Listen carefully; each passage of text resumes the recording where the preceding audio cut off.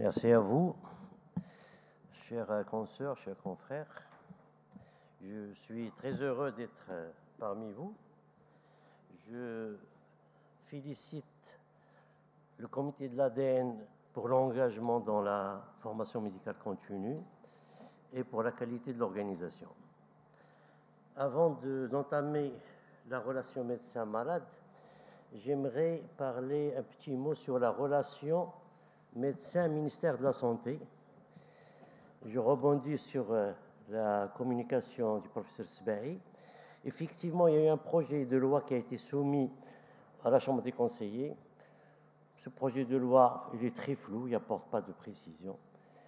Et ce qui est dommage, c'est que les médecins ne sont pas associés à cette refonte. On devrait être là parce que ça nous concerne. Donc, il ne faut pas que les syndicats attendent que la loi sorte pour qu'on réagisse. Il faut qu'on soit dans le préventif. C'est ce que je voulais dire avant de parler de notre relation avec le malade.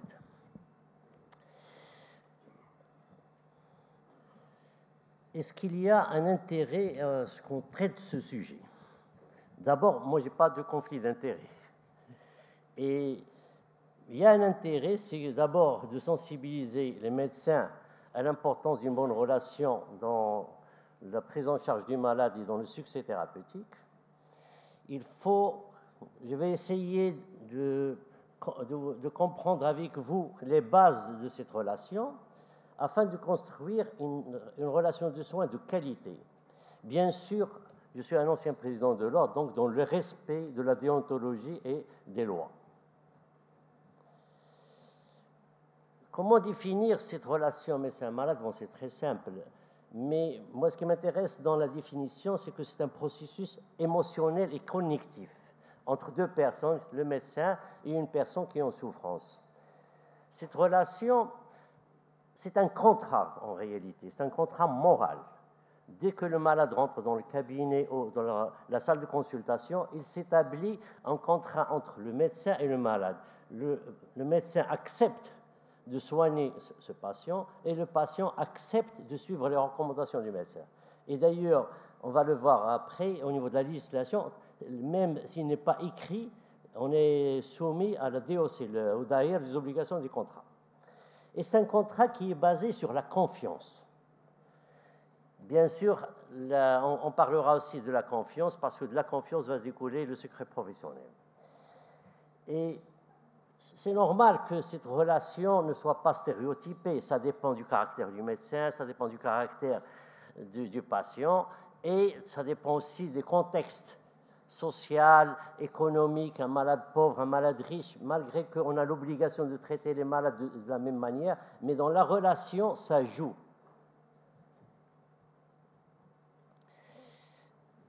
Il y a des exigences, comme j'ai dit, déontologiques et législatives. Ça commence depuis le début de la médecine avec Hippocrate. Hippocrate déjà a mis certaines règles dans le serment que nous avons modifié au Maroc et qu'on appelle le smito. Qassam Tabib. Donc, déjà dans le serment d'Hippocrate, il y avait des règles, notamment au niveau de la confidence. On ne rapporte pas ce qu'on a entendu, ce qu'on a vu dans la chambre ou dans l'habitat du malade, et cette recommandation est valable même après la mort du patient. Ça, c'était déjà au temps d'Hippocrate. Il y a eu le code de déontologie. Bon, on avait un code ancien, combien on a combattu pour ça. Depuis 2020, on a un code qui est récent. Les grandes lignes du code de déontologie n'ont pas changé. Ce qu'on a mis en plus, c'est surtout les nouvelles technologies, parce que la médecine a évolué et donc il fallait s'adapter à notamment un peu sur la publicité. Je vous recommande de le lire, il existe sur l'Internet, et au niveau des conseils régionaux, il y a des documents, il faut lire le code de déontologie.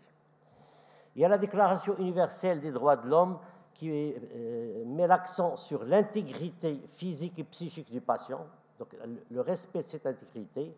Il y a la loi de l'exercice de la médecine, la loi 131-13, dans son article 2, où il parle de l'information. Donc, très important, c'est devenu une obligation légale d'informer le patient.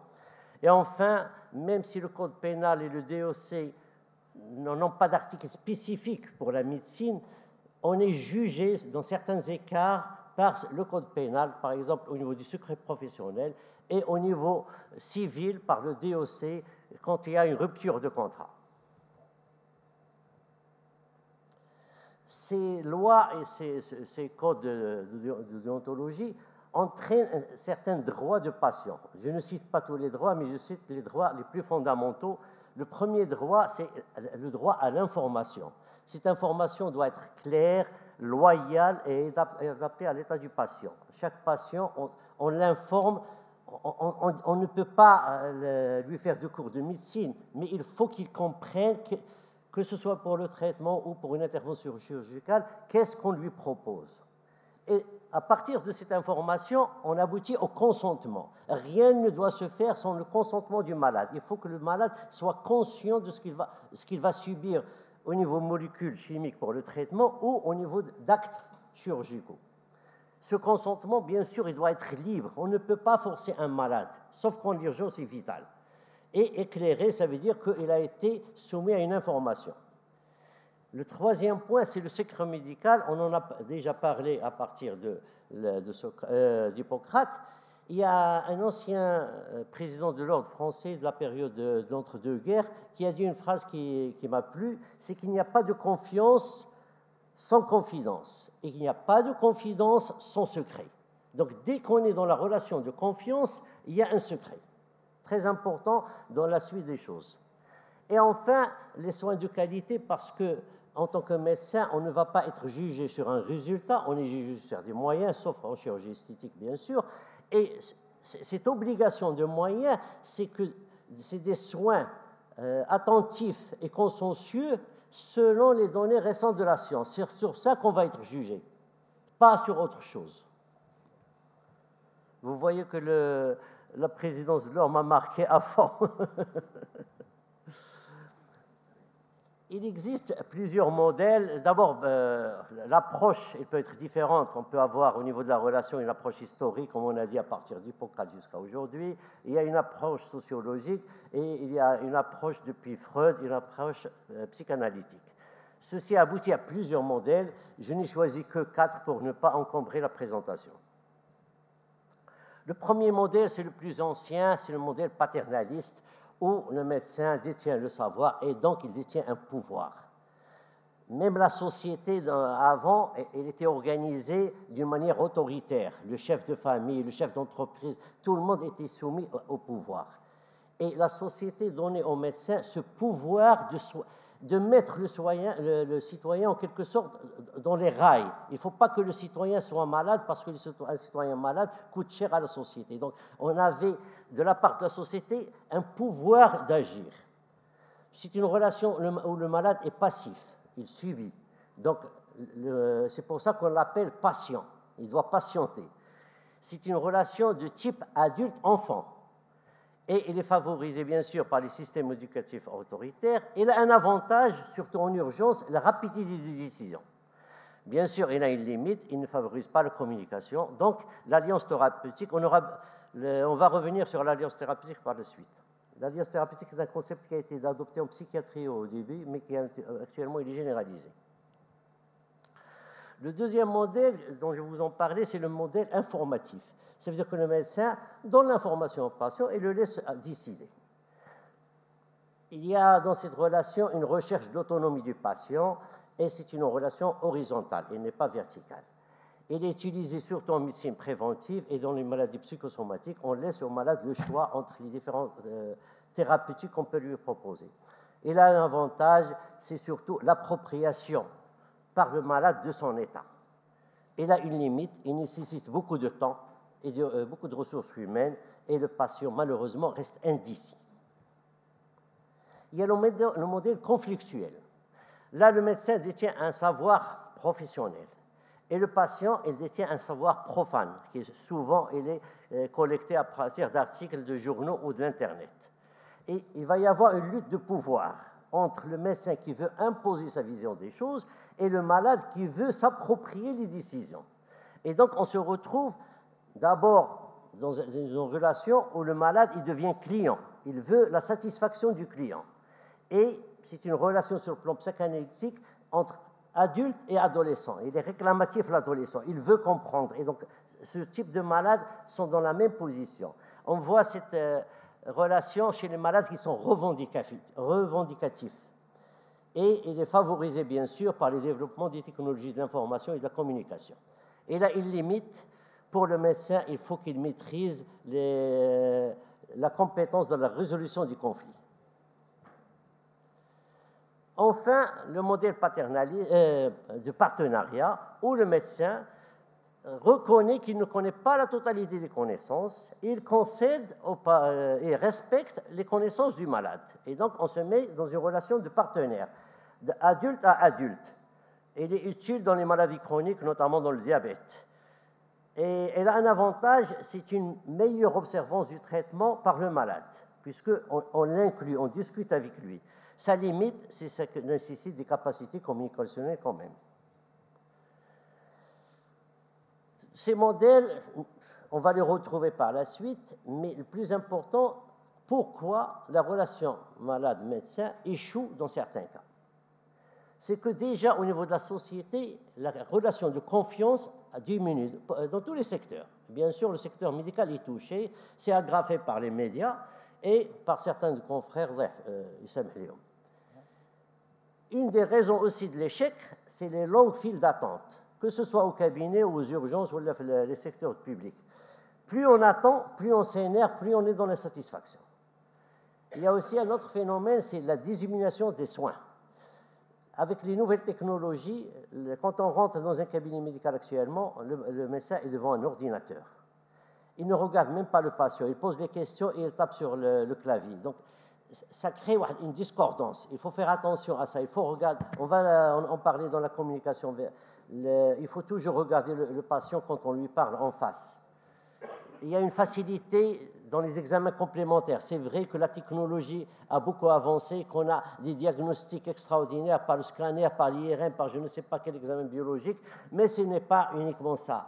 Il reste des examens complémentaires de quoi? D'un examen clinique. Il faut qu'on reste des cliniciens. Et il y a aussi une dépersonnalisation des soins. Il y a actuellement des protocoles qui sont émis par les sociétés savantes et même par le ministère, par l'ANAM. C'est bien de travailler avec des trucs structurés, mais le malade est unique. Il a en plus de sa maladie, il a d'autres facteurs psychologiques, il a des facteurs sociaux qu'il faut prendre en considération. On ne traite pas un chiffre ou une maladie, on traite un malade.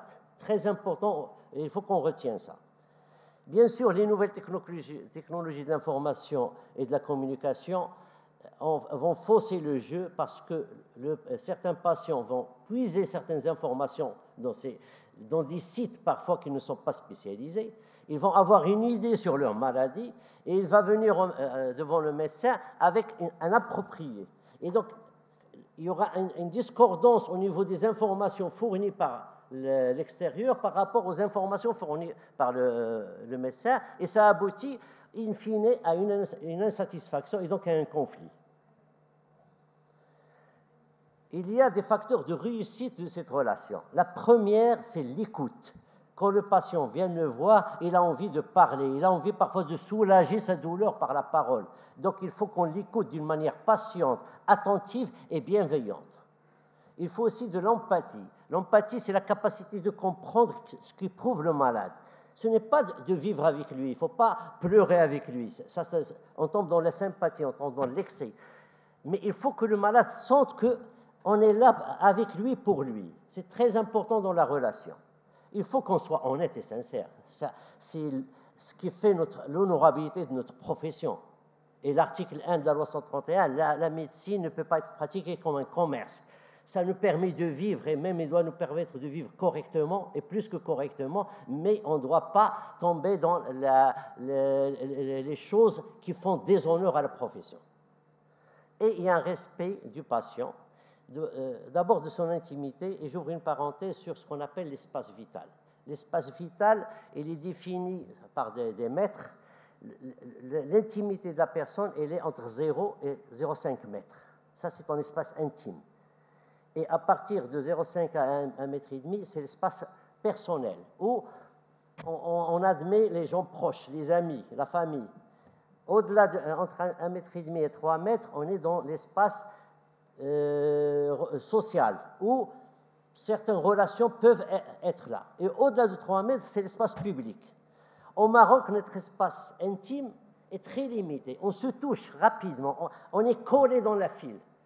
Allez au Canada, moi j'ai une anecdote, un ami qui est parti au Canada et dans la file de bus, plus la personne avançait, plus il avançait. Et son frère qui lui dit, au Canada, on ne colle pas aux gens, on laisse au moins un demi-mètre entre la personne et l'autre. Chez nous, on se colle. Donc déjà, on a cette notion d'espace intime qui est différente. Ça dépend du culture, ça dépend des pays.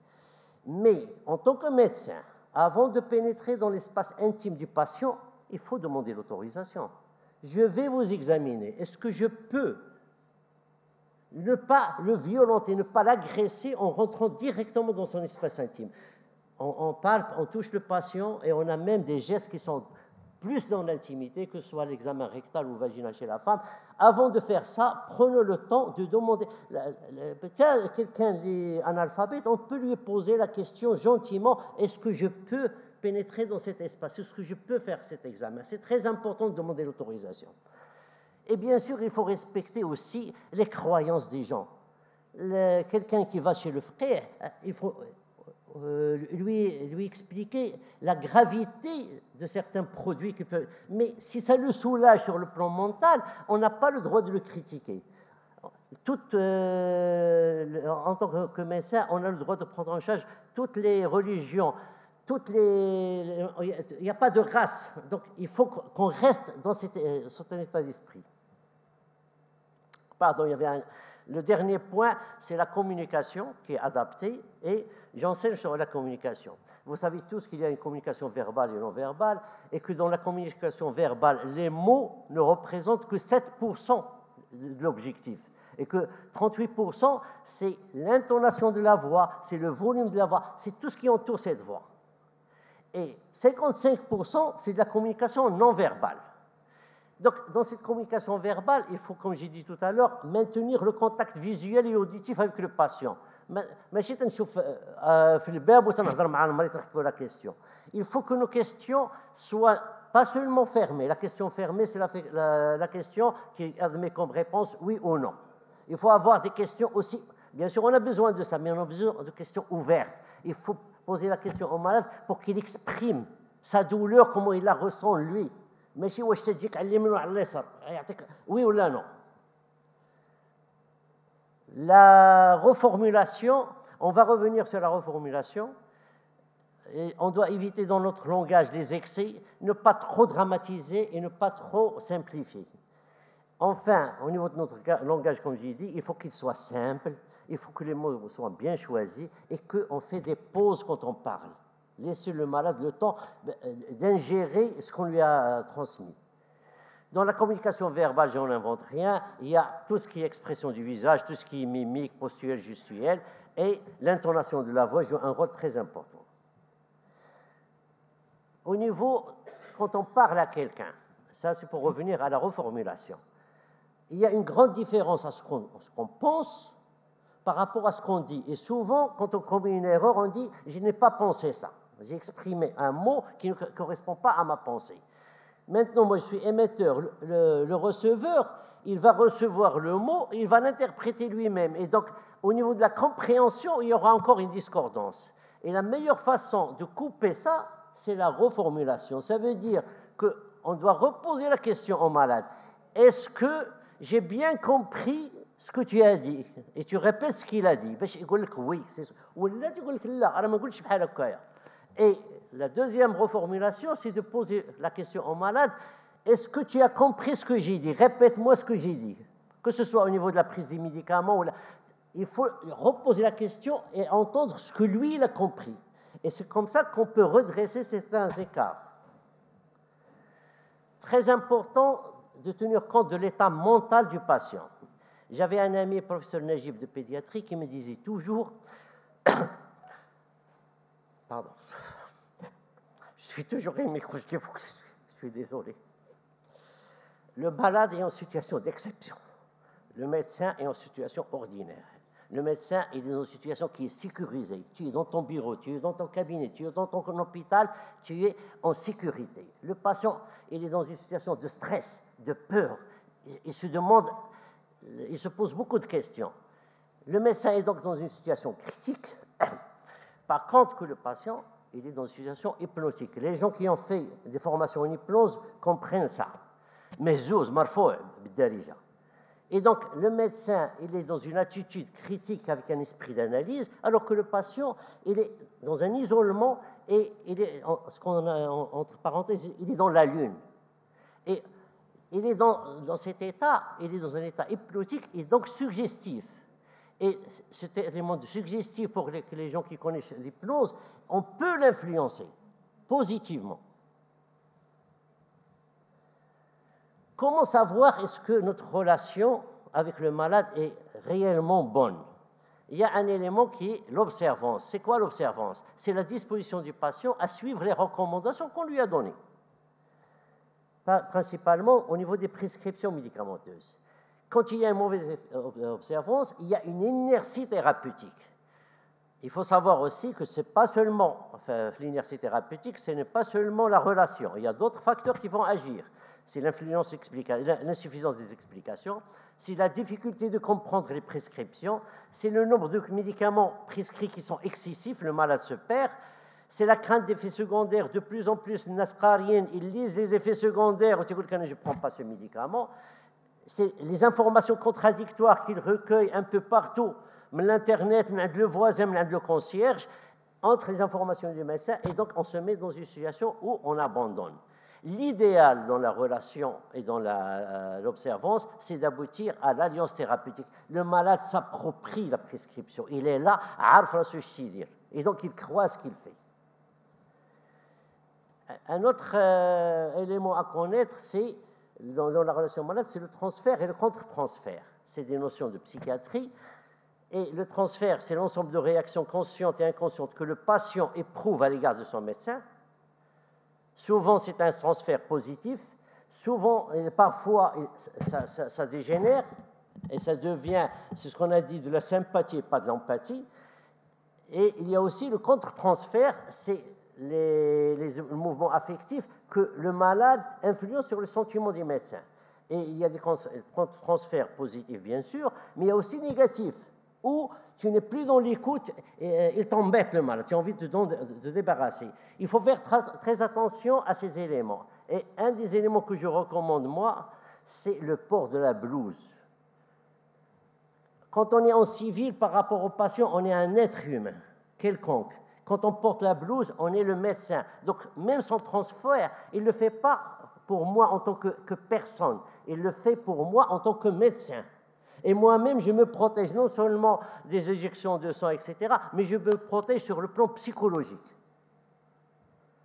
Enfin, il y a l'effet placebo. Je ne vous fais pas l'affront de vous dire ce que c'est que l'effet placebo. C'est la base de la médecine actuelle, moderne. Et les études scientifiques qui se font, ils se font en études randomisées et double aveugle. Pourquoi? Pour éliminer l'effet placebo. Ça explique aussi pour les gens qui font, moi j'appelle pas ça médecine alternative, je les appelle les thérapies alternatives, parce qu'il y a une seule médecine. Les réussites dans les thérapies alternatives reposent en grande partie sur l'effet placebo. Je vais voir avec le comité de l'ADN, peut-être l'année prochaine, je vous parlerai des thérapies alternatives, si les gens veulent bien. Et il y a un effet qui a été découvert récemment, c'est que même quand le malade sait que c'est du placebo, ça a un effet, certaines circonstances. Il y a des effets psychologiques qui font que même le malade sait que c'est du placebo, il l'accepte en tant que placebo et ça donne un résultat. On l'appelle l'open placebo. Je vais conclure. Donc, la relation médecin-malade présente un lien privilégié dans la bonne gestion et nécessite bien sûr le respect des règlements, des valeurs et des techniques de communication. Formez-vous en communication. Qu'il y ait des formations payantes, qu'il y ait des bouquins sur l'Internet, c'est très intéressant de maîtriser. Malheureusement, quelques facs commencent à faire de la communication, mais il faut que ce soit vraiment généralisé. C'est une science et il faut que le médecin la domine. On a vu plusieurs modèles qui coexistent, mais aucun n'est mauvais en soi. Ils peuvent s'équivaler en fonction de la personnalité du patient. Le rôle du médecin, c'est de percevoir cette nuance. Le patient, je le classe où pour que je puisse m'adapter et aboutir à mon objectif qui est de régénérer son capital de santé. Merci de votre attention. Merci. Merci, Dr Benabnoubi, pour cet exposé qui est clair et net, qui est riche et qui donne beaucoup d'informations pour les développer dans l'avenir. Et s'il y a des questions dans la salle.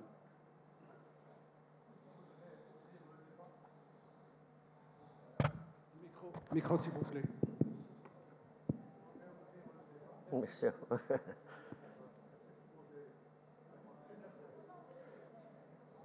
C'est une petite parenthèse qui fait suite à ce que vous avez dit. Actuellement, il y a aussi la relation entre le médecin et le médecin malade. Comment est-elle ressentie chez nous et ailleurs? La relation médecin et médecin malade, très compliquée. On sort généralement insatisfait d'une consultation chez le confrère. Parce que le confrère, même si c'est un ami, il va vous traiter d'une manière soit superficielle, en se disant que vous connaissez le reste. La prescription, il ne va pas la détailler. À la limite, parfois, il ne fait même pas d'ordonnance, mais alors que quand on est malade, on doit être traité comme un malade. C'est rare, ou là, certaines circonstances qui sont rares, mais généralement, c'est comme ça que ça se passe. Parfois, ils vont tomber dans l'excès de peur de commettre une imprudence, ou là, le médecin,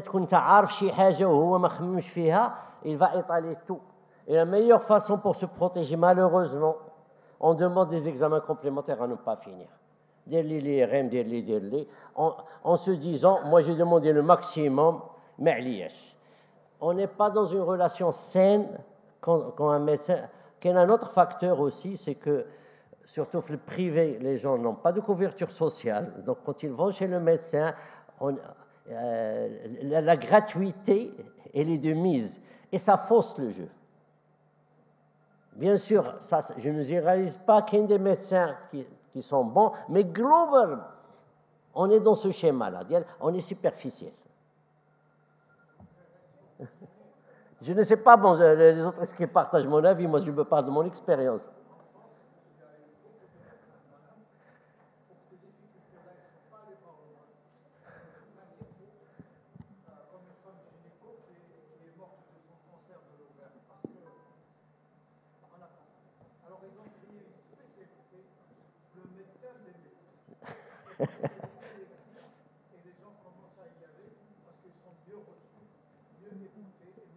Il faut qu'on soit, comme a dit Heikel tout à l'heure, il faut qu'on travaille. La gériatrie n'est pas une spécialité reconnue au Maroc. Il faut que les gens fassent l'effort de se former. Et là aussi, il faut se battre pour créer cette médecine des médecins. Oui, je suis d'accord. Oui.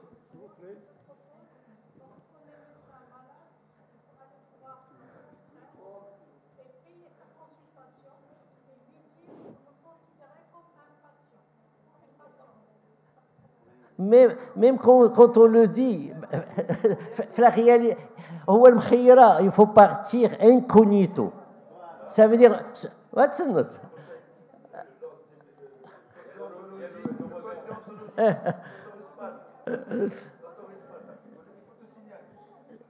Le problème est le débat. Quand tu vas incognito, tu as une chose qui te considère comme un malade comme les autres. Mais c'est difficile. Là, je sais que c'est difficile la réalité. Hein?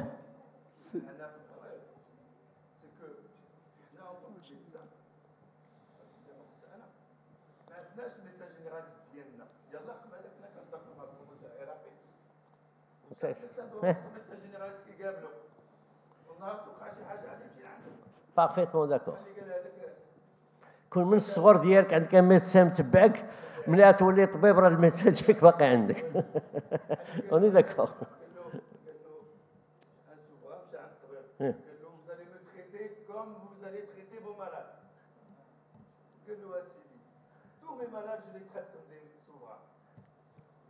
Magnifique, magnifique.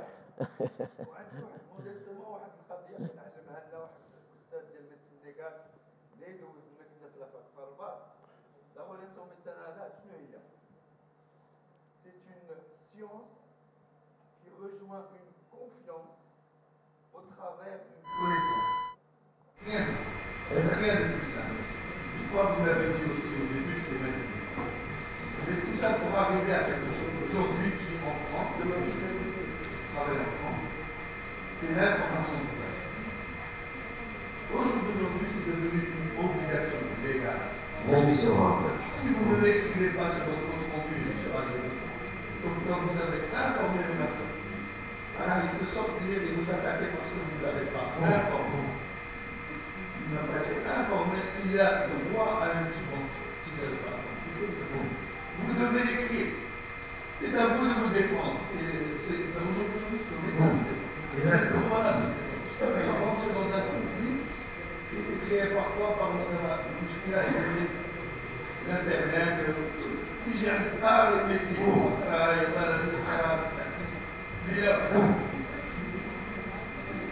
c'est l'évolution des moyens de communication et d'information, mais le génie de l'être humain, oui, de s'adapter. C'est-à-dire qu'on était dans une relation paternaliste, on est en train d'évoluer actuellement. L'idéal, c'est d'avoir une relation de partenariat, mais même cette relation, elle est problématique. Tout dépend du niveau culturel, du niveau d'instruction, parce que c'est bon de se dire on est des partenaires, mais quand tu es devant, 40% de la population marocaine sont analphabètes. Quelle est une réalité? C'est peut-être que des dogmes en France marchent bien, ou là, plus ou moins, mais on a une autre spécificité. Le mari te تفسر ليه pour l'information. تقول لك شوف يا سيدي انت طبيب انت عارف. ايوا كيدير مع هذا. دونك علاش انا في الاخر قلت لك راه يفو نيونسي. لو ميدسان دوا افوار والحمد لله بار انستان بزاف ديال لي كونفرير عندهم هاد الانستان ديال مرا كبيره جايه من العروبيات يهضر معاها بواحد اللونغاج ديال مهمتي وتمشي معاها بواحد الطريق.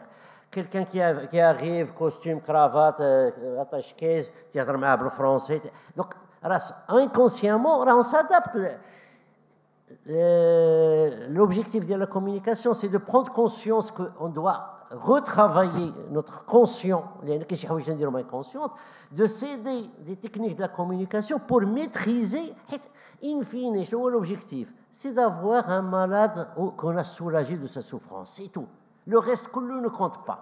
Donc, tous les chemins qu'on peut emprunter, s'ils aboutissent à ça, oui.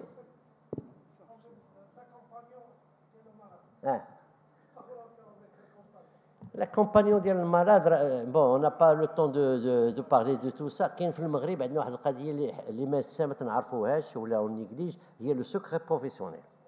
حنا لوجيكمون ولا ماشي ليغالمون هذاك لاكومبانيون يجي مع المالاد، خصك بعدا تقول للمالاد اسكو فوز اكسبتي كو جو بارل ديفون لوي. il faut qu'il vous donne l'accord. حنا تنبداو تنهضروا. Alors que le patient peut vous poursuivre si vous n'avez pas demandé l'autorisation. Deux, même entre confrères. Tu as été un confrère téléphone. Moi, en tant que réanimateur, je vivais beaucoup à Qadir. عندكم واحد السيد ناعس عندك في لاغيه هذه، وي شنو عنده؟ إلا قلت له ما نقولكش ولينا في السبان وسي اونتي ديونت، هو ما فهمش لا ديونتولوجي، تيقول لك سي اونتي ديونتولوجيك، راه سي اونتي ليغال. Je peux vous dire une chose, l'état dialogue, il s'améliore, mais je n'ai pas le droit de vous décrire son état. C'est son هذاك ديال نهار تجي عنده وقدامه يقول لي هذا الطبيب ديالي يقول ليه وليتي médecin traitant. Mais si le malade n'est pas informé على هذاك الطبيب، il n'est pas consentant, donc je n'ai pas le droit de. Mais حنا في la culture marocaine أو كيفاش راني طبيب، راك طبيب داكور ينسى القرا. سير تفهم انه لانفورماسيون ديال المريض ديالو هو راه ماشي ديالنا حنا. je n'ai pas le droit de la partager sauf son autorisation. ملي يقول لي هذا ولد خالتي غير هضر قدامه كاين مشكل. ملي يجي الطبيب ويقول لك هذا الطبيب ديالنا قول له شنو عندي مرحبا. وإني باش tu te prends ce droit et on se le prend. ونقول لك واحد القضيه انا جو كريتيك سا il m'arrive انا تنعيط في التليفون pour demander des nouvelles. راه عندكم واحد السيد ناعس شنو حالته؟ غير انا conscient de la chose الا قال لي il s'améliore ولا il s'aggrave ou il s'arrête là ما نزيدش معاه. Mais beaucoup de confrères m'ont traité d'antidéontologique علاش ما نقولوش شنو عنده المريض. كاين toute une éducation malheureusement حنا السي بالفاطمي راه كان معايا في الكونسيل دو لوردر ما تنقراوش. Et pas mal de présentations que j'ai fait sur la responsabilité médicale, mais il y a un problème médical, on cherche les articles et on cherche, c'est bien. Quand ça touche le fondement de notre profession, je parle de déontologie, mais très peu de gens ont lu au moins une fois, alors que c'est une obligation. Normalement, tu t'inscris à l'ordre, tu lis le code de déontologie ou tu es inscrit. Et le malheur, c'est que quand on tombe dans des situations problématiques ou surtout devant la justice, je ne sais pas. Le قانون لا يحمي المغفل. Merci, docteur Ben Abdelnaby. نمشيو ناكلوا ولا كاين شي حاجه في الطريق on discute. La prochaine séance.